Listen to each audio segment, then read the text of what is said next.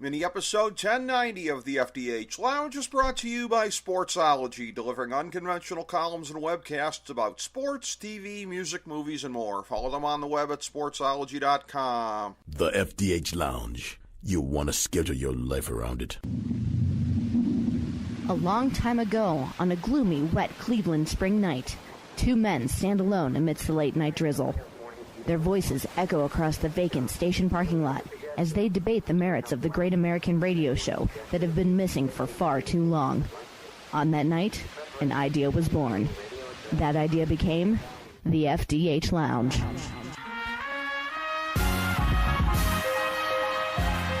Welcome to the FDH Lounge. Hello, everyone. Welcome to FDH Lounge mini episode number 1090. This is FDH managing partner Rick Morris here today. We are welcoming back one of our favorite guests we've ever had in the history of the show. If you check her Twitter page, again, it is branded, as well it should be, number one business news anchor woman in America. We could only be speaking of the host of Countdown to the Closing Bell, Liz Claman, and we've had her on the show a couple times previously. It's interesting, as I say, mini episode 1090. We switched to the mini episode format in 2011, single segments at a time. Prior to that, when we were at the late sportstalknetwork.com/sportstalkcleveland.com, had her on a couple times on our regular episodes. Number 63 on June 24th, 2009. Number 84 on December 23rd, 2009. 103 on May 19th, 2010. And number 133 on February 1st, 2011. Of course, all of those are archived at thefdhlounge.com. Wonderful, wonderful segments that we had. And again, as far as the esteem that we have for her here at this show, the only thing you need to really know about that is this. When we have very special events coming up, like when we did mini episode number 500 or 1,000, and we're putting together some best of clips. Sometimes you do longer best of shows than other times. She's one of the ones that always makes the cut. We've got a top tier here, and I won't say everybody who's on it because I don't want to make any enemies, but some of the names are obvious. Bob Barker, Steve Perry, Tommy Lasorda, one of her colleagues under Uncle Rupert's banner, Kenny Albert. So these are the ones that pretty much always make the cut whenever we are doing any kind of a best of. And she is certainly on that list, and it is a pleasure to welcome her back to the show. Of course, being from God's country on America's North Coast, I first saw her on TV in the early 90s on the Morning Exchange in Cleveland, which was a landmark morning show.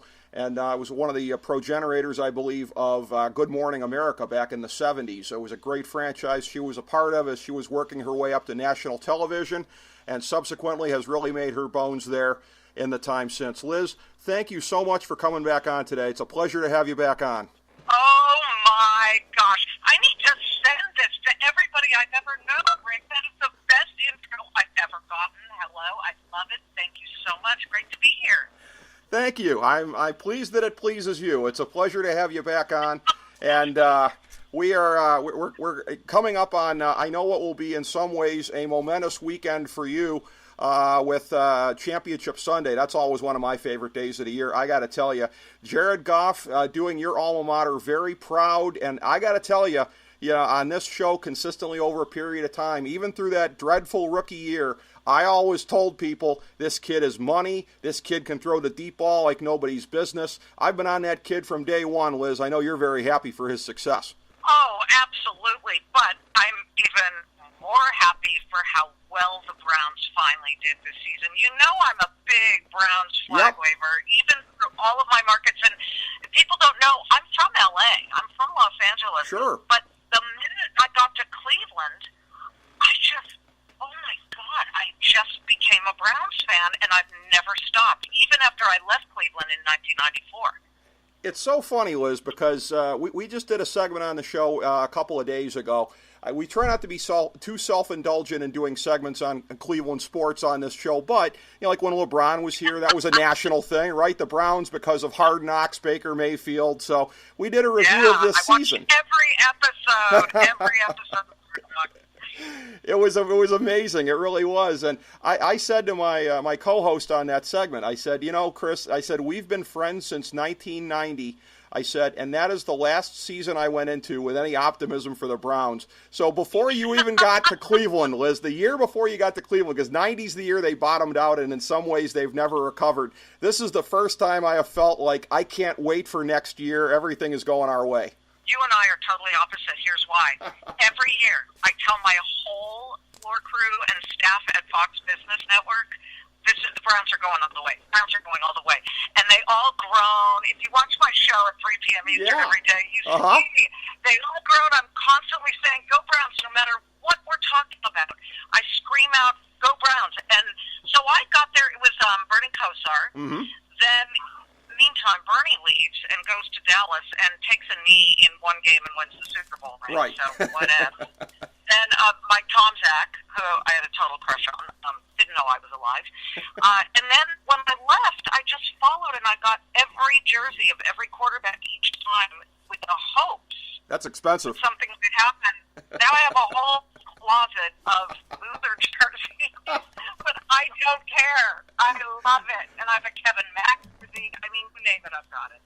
Well, I'll tell you what, Liz, you might have been... the stopped clock, but you're right twice a day here. And 2019 is the twice a day. You are right. You are absolutely correct this time around. It might have been a false alarm for the last 20-plus years, but you are absolutely right.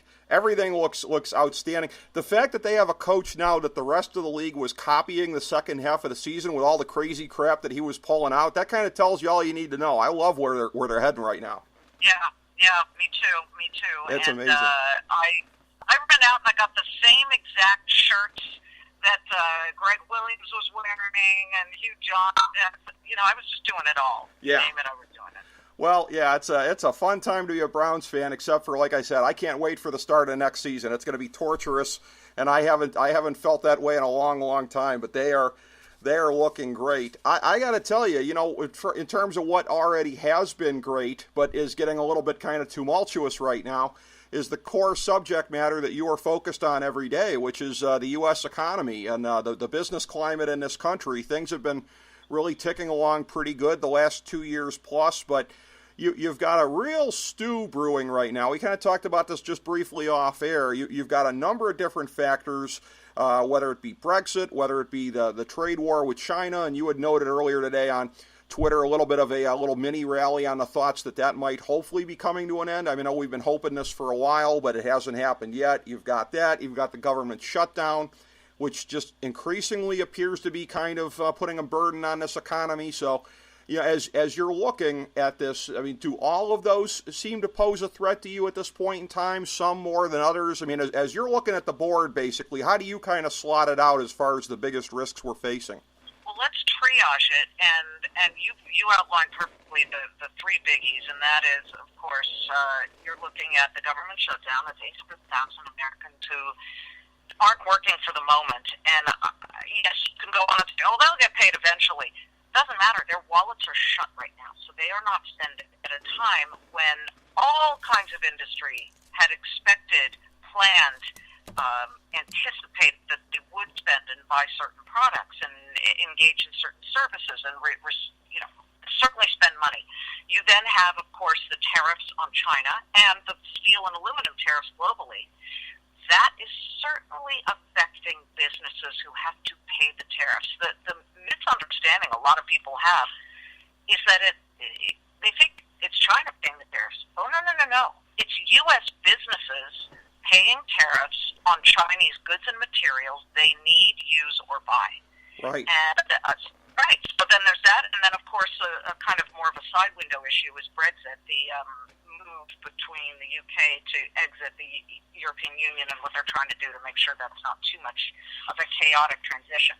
So I would say that right now it's got to be China that is affecting things the most. Here's why. There isn't an assembly line or a supply chain in America now that isn't touched at some point by China, whether it's rivets or parts or materials that they need from China to make their made in the USA products, or who knows what they manufacture in China. So it's become an issue, and I've already started to see companies. I just came from the Consumer Electronics Show, Rick, and GoPro, they're among the first. They've already pulled the plug. They're moving some of their U.S.-bound camera production that's on the ground in China out of China. They won't say where they're moving it, but they're moving it. Now, that costs money. Not too much, because they own their equipment. They just need a place. So they're getting rid of the warehouse where they were manufacturing. But other companies aren't so lucky. They outsource their business and their stuff to China. And, at some point, though, we do have to straddle this problem and face it head on. The China cheats. And I respect the president for trying something new, but it's really starting to hurt companies, and I'm seeing that. It really is, and it's a thing where I've considered myself for a long period of time. Way back in my youth, I might have considered myself to be sort of an unrestrained free trader, but again, just as you know, just being in this part of the country and seeing what happened to the steel industry, I've sort of been more of a fair trader over a period of time, but this is a thing where the president uses the term fair trade, but it does appear in a lot of instances, just to me, as somebody who's kind of used the term, that it almost, actually not necessarily almost, I would say full-blown in some of the trade areas, not necessarily with China, but it could be with China, of veering into protectionism, which there's always a backfire when it goes that far. Yeah, but guess what? Now, are we swinging too much to the other side? It's so fascinating to me. Republicans don't want to hear this, and Democrats go under, but nobody wants to be compared from one side to the other side. But President Trump is acting just as President Obama tried to act. Remember Keystone and that pipeline?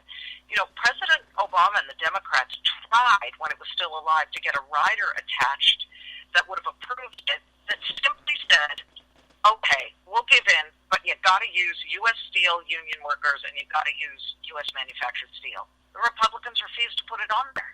Now it's President Trump who says you've got to use U.S. steel workers and U.S. steel. He's really sounding like a less pro-free trader Democrat, which is interesting.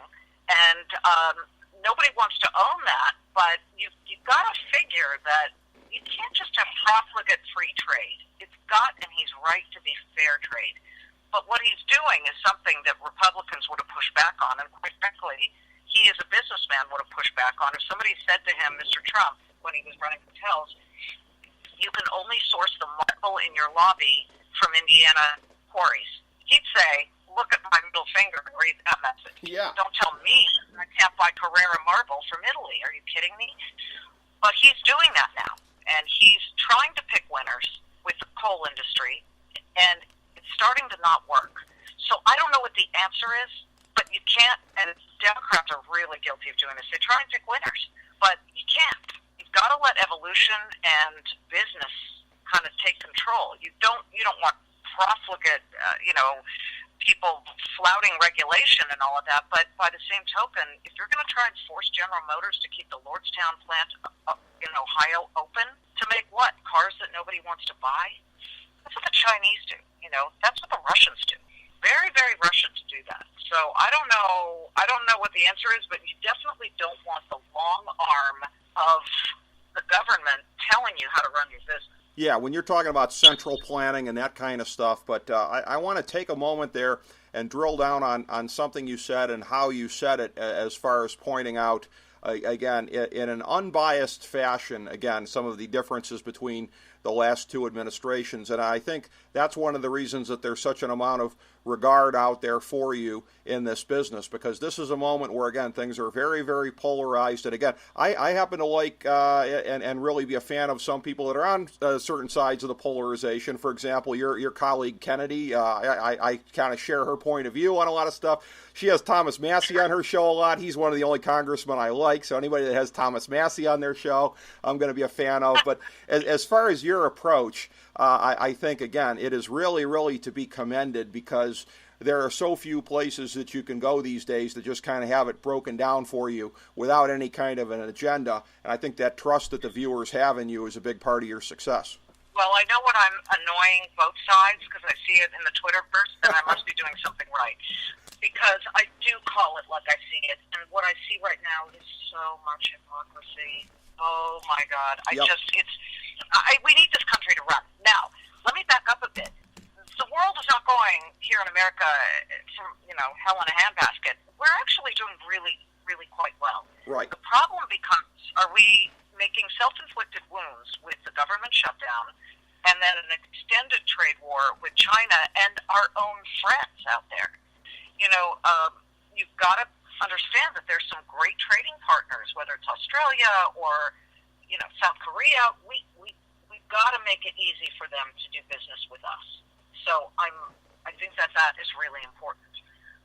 But when you're talking about the government shutdown, I know there are people in Ohio who are feeling it already, and it doesn't necessarily have to be somebody who works for the government.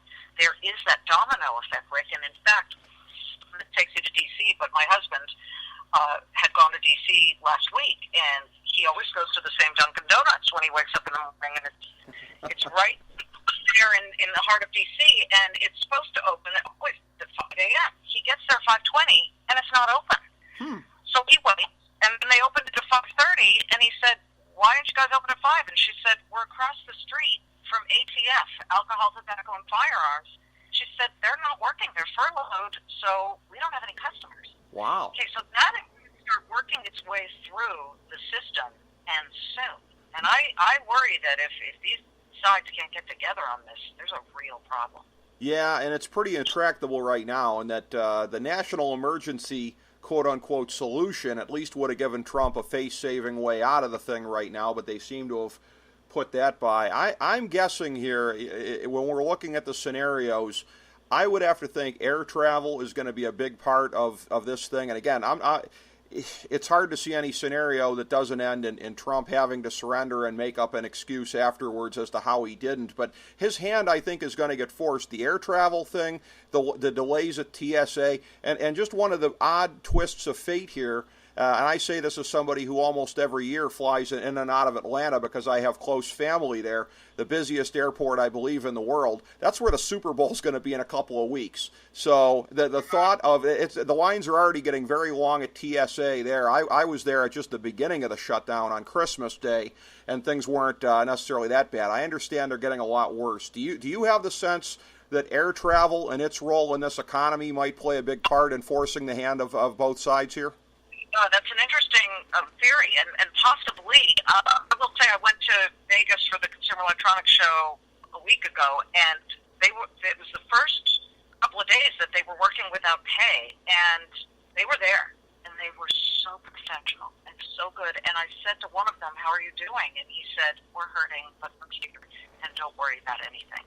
I don't know how long that goes on, because at some point, people have to buy food, so you already have seen in Miami absenteeism very close to doubling, and I don't blame them. They're not allowed to take second jobs. It's a horrible situation right now, and I really feel for them. I really do. And at some point, air travel, what's going to happen is both sides, both Congress and the president, are going to start hearing from business saying, we cannot conduct business under these circumstances.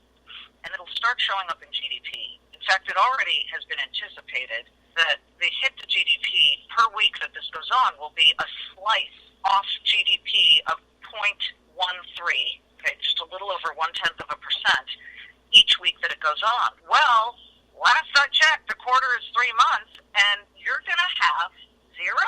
Now, I asked Robert Shiller, who's a Yale economist today, I asked him this week, what do you think? And he said, it might be a little pessimistic to say 0%, but the hit to the business psychology of this country will be meaningful. And yes, I believe that will include air travel and the Super Bowl. Everybody's going to do that story, right? Yeah, you got to think so. And, in going back to when you've been on the show previously, pretty much I think all of your previous appearances, I think, were in the shadow of the Great Recession, because I'd say even by early 2011, we were still feeling it. It took many, many years to kind of dig out. So going back to where we were at that point in time, making the comparison of some of the large multinationals essentially sort of being nation states on their own. You look at the collapse of Lehman Brothers and the outsized role that it played in the Great Recession. Now, not to say that anything we're looking at here could trigger anything on that scale, but an actual nation state, Great Britain, to circle back to Brexit for a second here, I mean,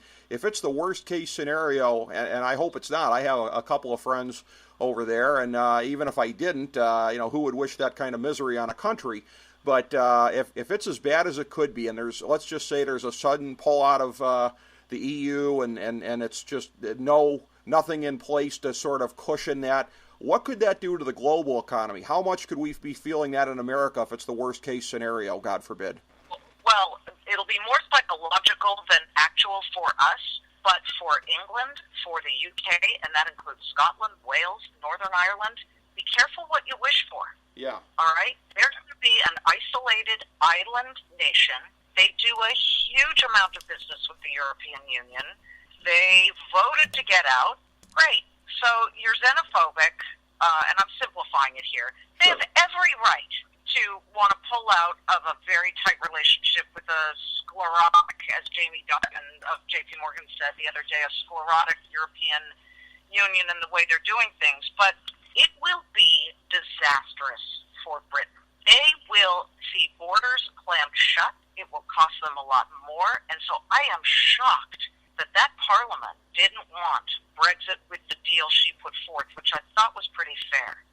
They had this worst-case scenario that with her deal that they just rejected, that the European Union would hold like puppet strings, UK. I don't really see it like that.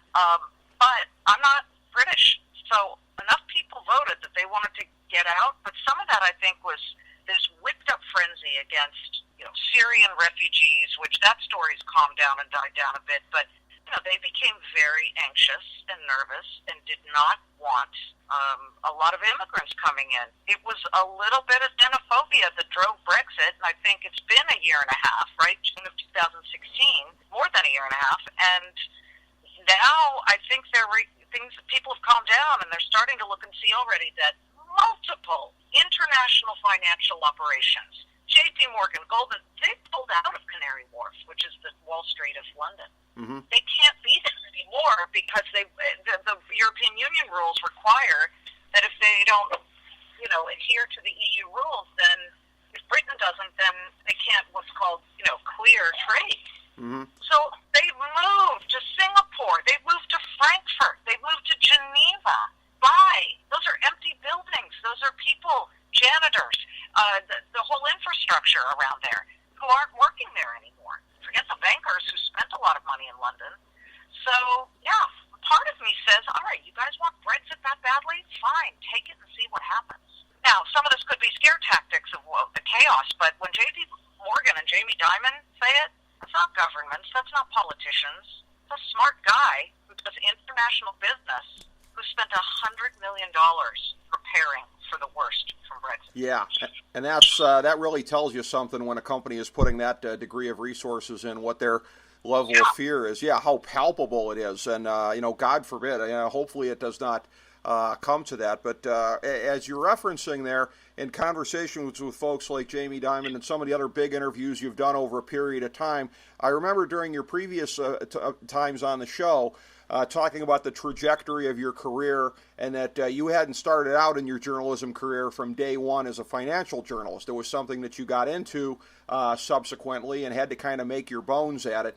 And I'm wondering, as you've been tracing through and getting to this trajectory now of, again, what we will co-sign as being the number one business news anchorwoman in America, but, along the way there, I'm wondering in your mind, in terms of that goal that you had of reaching the point when you get into the industry of being seen as somebody with this type of gravitas, was it some of the big interviews like that one that you've done over a period of time? I know you've done an awful lot of emceeing at some of these big events and conducting panels, and obviously there's a lot of respect that goes along with that. Is it sort of a composite of things along the way?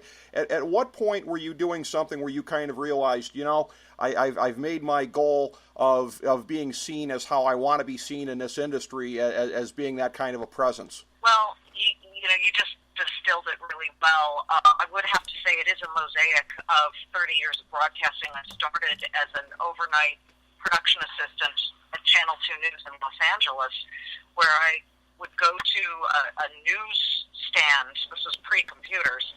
Go to a newsstand on Hollywood and Vine, not a good area back then. Right. And inform them, and I'd load up about 600 newspapers, and I'd deliver them through the building at CBS News. And then I would answer the phones, and then I'd get egg McMuffins for the news director, and then I'd drive reporters around or help them get research. And the reporters at the time were Paula Zahn, Pat O'Brien, Jim Lampley, Ann Curry. They were all local newsmen, and I would pick their brains. And one of the things I did was pick the ones I respected and then look and see what they did. And there was an integrity about them where, I mean, just look at Ann Curry, right? Sure. She made it as a kid from Portland all the way to the Today Show. And she said, Liz, pick your ethics, pick your morals, pick your values, and then use your personality and study up and be smart and forge ahead one foot in front of the other and never say die, and you'll get there. And Paul Zahn said the same thing. I owe Pat O'Brien and Jim Lampley a lot, those guys in sports. They were so supportive. And I just, there are people all along the way, but when I first got my first on-air job, which was in Columbus, Ohio, at Channel 6, WSYX, a guy named Ron Bielek hired me, and Carol Costello was there. And we both kind of found our way together, and Dana, all these people. It was like incredible. Faith Hill had already been, or Faith Daniels, rather. I'm sorry. Faith Daniels had been there and left, and she made it to the network.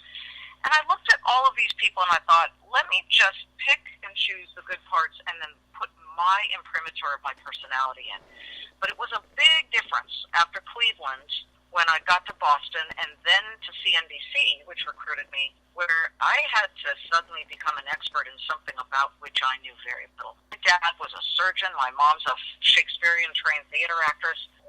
Stock market? What the hell is that? I didn't even know, so I started studying. I did the Liz Claman School of Business. I read every book I could. I over-prepared. I never, ever wing it to this day. And I always go in there thinking, you're lucky you're here. Don't lose that position. And I'll tell you, though, I owe Fox so much because when Fox recruited me, I was leaving business news. I was going to go to headline news and do a pop culture show. I was finished with business news, and they said, no, you're not. No, you're not. I said, yes, I am. I don't want to do it anymore. And they said, no, you're being used incorrectly at CNBC. We want to take your leash off and let you and your personality run free. You're so good and you're so compelling. And I thought, oh, my God, these are the first people who ever said that, who just said, be you. Well, Ron Bielek, who hired me in Columbus, also said that. And Ted Henry, Wilma Smith, they were all such pros. But when you get to the network, you're trying so hard to be professional. Fox said, we're in it to win it. Doesn't matter that we're the baby on the block. They're going to try and kill us, and we're not giving up ever. And it was that moment in 2007 where I thought to myself, I got to work with these people. This is interesting. Now, did that make my family very happy? They were like, when are you coming back to California? And on top of it, we're not really the Fox Newsy types, right? I went to Berkeley, I hugged trees, sure. and there's this impression about Fox. And once you get in there, you realize, it's not really like that. They'll never tell you what to say or how to say it. Ever. I have never been told, Liz, don't bring that up, or wait a minute, you said something negative about Republican. It's not like that. We call it like we see it. I certainly speak for myself. So I got there, and it was like, yay, and then the fight began, and it was not easy. CNBC tried to crush us. They threatened CEOs. If you go on Fox Business, we'll never put you on ever again. Some people were saying, I can't, or I don't want to annoy CNBC. They're the world leader. And I said, wait a minute. Are you kidding me? You're going to let a television network tell you how and where to get your investor shareholder message out? I'd be embarrassed if I were you. We have to learn how to fight that narrative. And then we realized, forget it. Let's just do business news for everybody versus that narrow trading audience. Absolutely. And we started doing that. But you know, Rick, it still wasn't working. But we just kept doing it, and we just kept being different and interesting and just more fun. And in the end, 8 years in, signs of life. So I am living proof to people, never say die. And now, for me, having not come from a business background, it thrills me and annoys competitors. But it's so honorable at my age. I'm 55, okay? I have worked so hard for this. Here I am, the #1 female business news anchor in America. Yep. I can't tell you how satisfying that is. But you don't say I won. Say I'm winning. Sure. Because it is a work in constant progress. That's right. That's right. And I will say, too, that is a truly incredible answer you just gave. And again, it's hard to believe that there could be any programmers out there at any level that wouldn't have had the foresight. It seems a very basic thing to say. If you have Liz Claman working for you, let Liz Claman be Liz Claman. But apparently that wasn't so obvious to your previous places of employment. You know. No, yeah, and people used to say, especially when I left for Fox Business, why are you going there? Interestingly, when I left Boston and NBC in Boston, they said, where are you going? CNBC? What is it? That's like for weirdos who will look at the stock market, because it was 1998 and the dot-com bubble hadn't started and people were just starting to trade their own stocks. But that's kind of the way I roll. Opportunities will fly past you in packages you don't recognize. Grab them. And you talk about, was it the interviews you did? Well, I landed Buffett when I was at CNBC, Warren Buffett, and it was the first long-form sit-down live interview he ever did. He was not into talking to the media, but instead of trying to be all business news, I was just real with him, and I said, let me come to Nebraska, and you tell me how you value a business. And he at first made me jump through hoops. Why? What would I?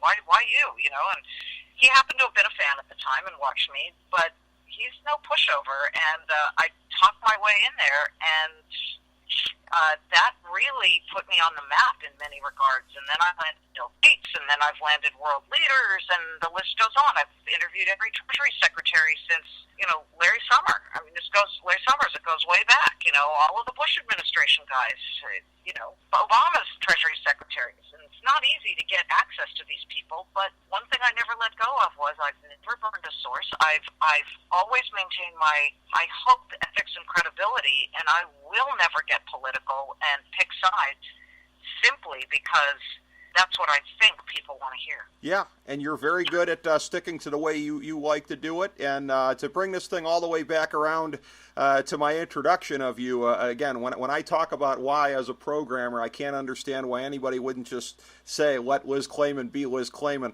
I'm going to circle back around to something you said one of your previous times on the show. I think it was probably your first time, because we were talking about your move to Fox Business. And you probably don't even remember having said this, but it was awesome. You were saying that it was by no means certain that you were going to stay in financial news. You were weighing your options, and you very memorably said, who knows, I might go become the first Jew on Al Jazeera. So I know, a Jewish girl on Al Jazeera, can you imagine? But I was ready to do it. And my 14-year-old son said to me the other day, he said, Mom, could you go work at the NFL Network? He said, I really want you to go work on Good Morning Football. And all of a sudden, I've been in Fox Business for 11 years. I love my job. I'm staying, don't worry. I just re-signed my contract. And I just adore 11 years in, walking in this door every day. But when he planted that, I thought, hey, if suddenly I didn't have a job, I'd be banging on their door and figuring out how to get up to speed on knowing about Terry Bradshaw and Steve DeBerg and Lou the Tote Rosa and all the old guys trying to get up to speed on all the trivia. But I've done it once before. Yeah. I did it for business news. I've done it for the stock market. And it's okay to change streams mid-course. It is. It really is. And I will tell you this as I bring it all the way around, that just in talking to friends and family around town here, again, yours is a name that still resonates around here. I tell people, hey, we're having Liz Claman on the show. I remember her from the Morning Exchange. Like, everybody still remembers you here, Liz. So you really left an impression here. So much to me.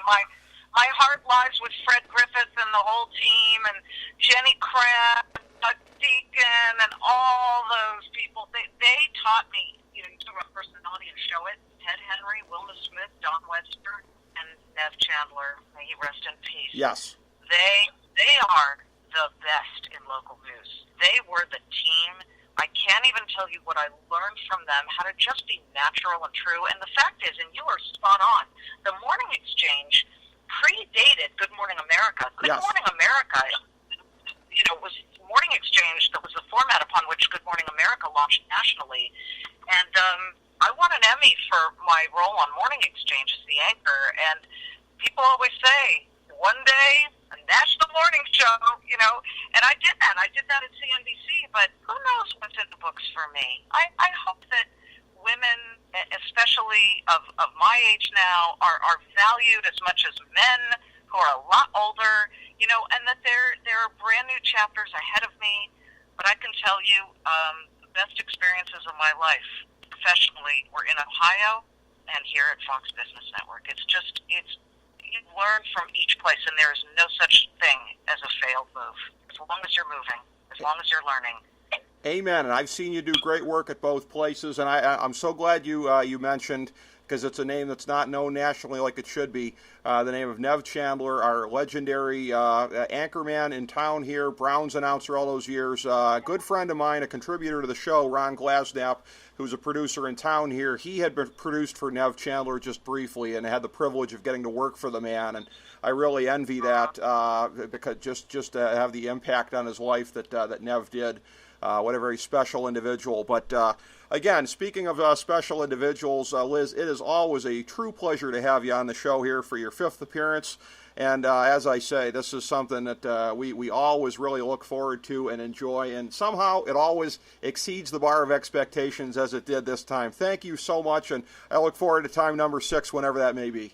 Rick, you're a real pro, and I so appreciate it, and I hope your listeners appreciate you. Thank you so much for inviting me on. Oh, thank you, Liz. It's my pleasure. I really appreciate having you here, and I appreciate everybody tuning in today. Thank you for FDH Lounge mini episode number 1090. As we bring the show to a close, we would like to extend our deepest gratitude to NBC, CBS, ABC, Fox, all Clear Channel affiliates, TNT, TBS, USA, UPN, Deadspin.com, YouTube.com, YTMND.com, MySpace.com, various blogs, Fox News, CNN, CNBC, MSNBC, IamBoard.com, Billboard.com, Google.com, ESPN, ESPN2, ESPN News, ESPN Classic, NBA TV, NFL Network, Sports Time Ohio, Athlon Magazine, Comedy Central, Cartoon Network, The Boomerang Channel, QVC, BET, The Spice Channel, Steno Notebooks, Manwich, Papermate Office Supplies, waitresses, strippers, bartenders, garbage men, janitors, microwave popcorn, the writers of The Office, Scrubs, Entourage, My Name is Earl, Oz, Metalocalypse and the Boondocks, Aquafina, and the periodic table of elements.